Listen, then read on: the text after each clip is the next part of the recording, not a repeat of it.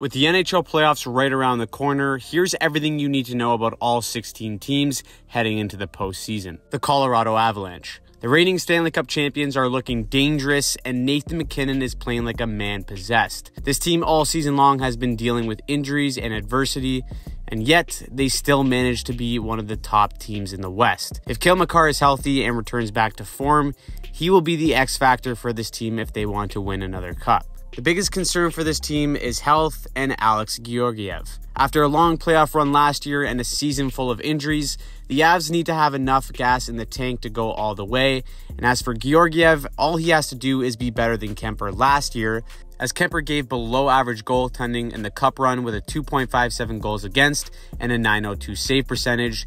Yet, he managed to come up with a big save when the team needed it most. Seeing as this is Georgiev's first full playoff run as a starter, it will be very interesting to see how he adapts to the pressures of playoff hockey. The Vegas Golden Knights. The Golden Knights fascinate me for so many reasons. After making it all the way to the Stanley Cup final in their inaugural season with a bunch of outcasts, Vegas sold them what made them so lovable and successful and traded the heart and soul for big-name superstars. Ever since, they have been chasing that same success. That leads us to the X Factor in Jack Eichel, who will play in his first ever NHL playoff game since he came into the league 8 years ago. Now, this is exactly what the Golden Knights acquired Eichel for to begin with. To be a game-breaking center that has the ability to take over in big moments. Considering Eichel has never had this opportunity, it should be very interesting to see how he does on this playoff run. Oh, and of course, Mark Stone may be healthy enough to return in perfect time for the start of the playoffs. I'm sure there was no salary cap shenanigans going on there. The Edmonton Oilers. What is there to say about this team other than this franchise desperately needs to win a cup for Leon Draisaitl and Connor McDavid? The level of greatness these two have put on every single night is something the NHL hasn't seen for years. Last playoff run, they put the Oilers on their back, but ultimately depth wasn't where it needed to be. With the addition of Matthias Ekholm on the back end and some nice depth pieces up front, this Oilers team is a true cup contender. That is, of course, on one condition: Stuart Skinner and Jack Campbell. Skinner has the net right now, but if he struggles, it will be another anxious ride for Oilers fans all the way through. Skinner has, of course, showed flashes of brilliance, but with him still technically being a rookie, I am concerned the pressure may get to his game if something goes wrong early. The Dallas Stars. Did you know that Jason Robertson became the first Dallas Star to ever record a 100-point season? That's something that Stars legend Mike Modano has never done. This kid is special, and this team is sneaky good. Miro Heiskanen is one of the most underrated elite defensemen in the game. Jamie Benn is back to playing like the animal he was in his prime. And of course, you have one of the best goaltenders in the league in Jake Oettinger.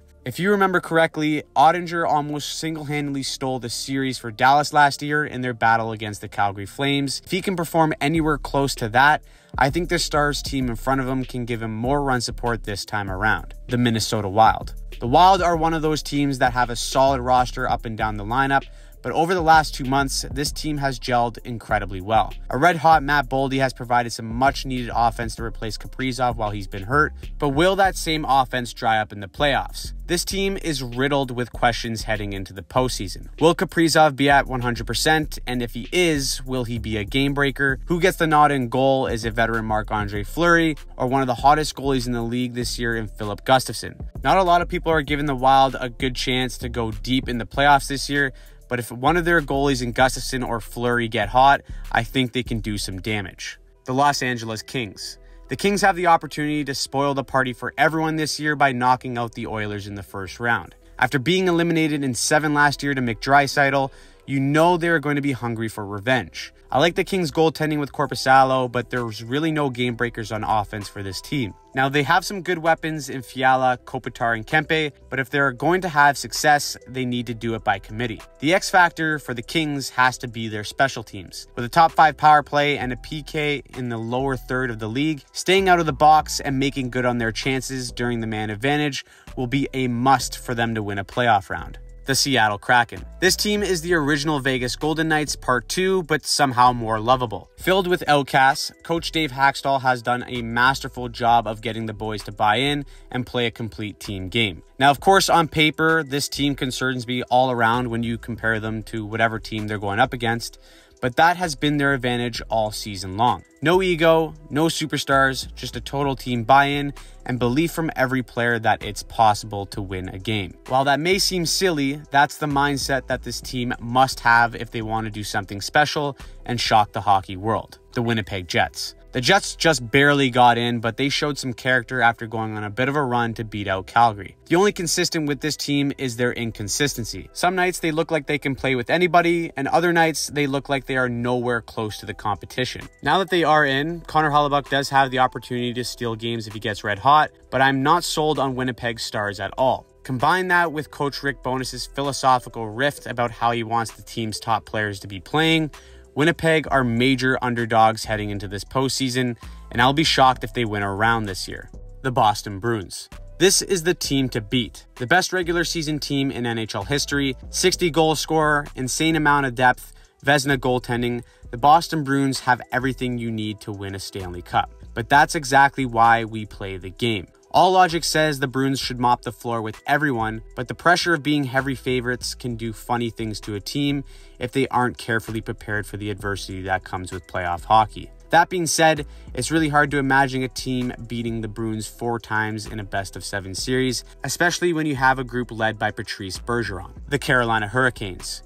I feel bad for the Hurricanes because every year they are knocking on the door and they fall short. The Hurricanes have consistently been a nightmare to play against over the last few years because of their suffocating defense and relentless forecheck. Of course, the problem has been converting once they get the puck, and that problem may continue this season as big pieces of their offense in Svechnikov and Pacioretty find themselves on the IR. For Carolina to have any success this year in the postseason, their offense has to come from superb defending to gain possession and then attack with those same defenders as a 5-man unit up the ice. The New Jersey Devils.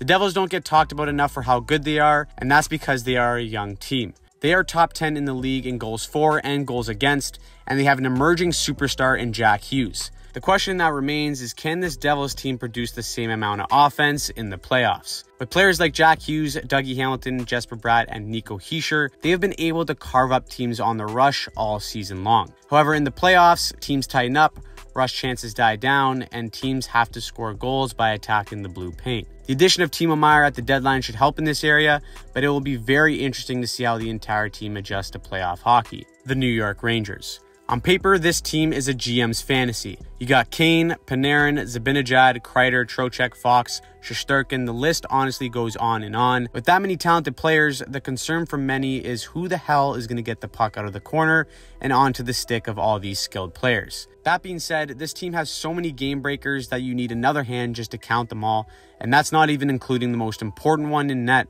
in Igor Shesterkin. Combine that with the trade deadline acquisition of one of the most clutch players in NHL history, the Rangers are definitely one team I can't wait to watch in the postseason. The Tampa Bay Lightning. You can never truly count out the Tampa Bay Lightning. 3 straight Stanley Cup Finals appearances in a row, 2 back-to-back Stanley Cups in the process. The only question that remains for this team is health and if they have enough gas to go deep yet again. Now, the concern is that Tampa has looked uncharacteristically bad at times during the stretch run of this season, as their lack of depth on defense has made it incredibly hard for them to keep the puck out of their net. If Tampa is truly saving their best for the postseason, there's not a team or player more dangerous than them and Andrei Vasilevsky. The Toronto Maple Leafs. Yes, I'm a Leaf fan, and undoubtedly I'm ready to get hurt again. To say this postseason is monumental for this franchise is an understatement. With 6 straight first-round exits, one more would likely lead to a massive overhaul in management and major reconstruction to the core 4 of Marner, Matthews, Nylander, and Tavares. Combine that with the next year being the last year of Matthews' deal, another playoff failure will lead to more uncertainty on his desire to stay a Leaf. The X factor for the Leafs heading into this playoffs is simple and unsettling, but it is goaltending. The Leafs don't need Samsonov to be spectacular, they just need him to make the save at the right time. Of course, the core 4 need to show up too, as they have a reputation of going a bit quiet when the lights are the brightest. If they don't win a round this year, it could mean the end of the Matthews and Marner era in Toronto. The New York Islanders. Everyone calls them the most boring team in hockey for a reason, and that's because they defend pretty well and don't score many goals. They also have one of the best goalies in the world in Ilya Sorokin. The identity of the Islanders has been the same for quite a few years now. There's a total team buy-in.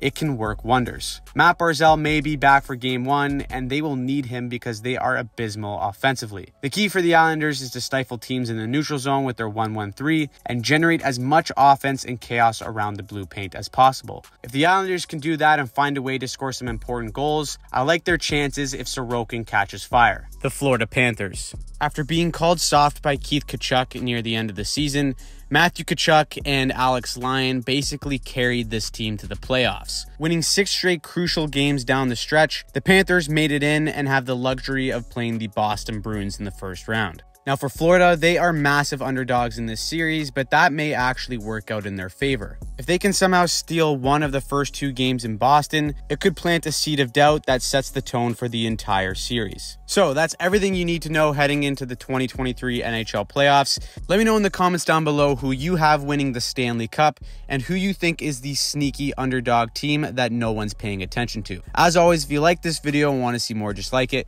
click on any of the links right here.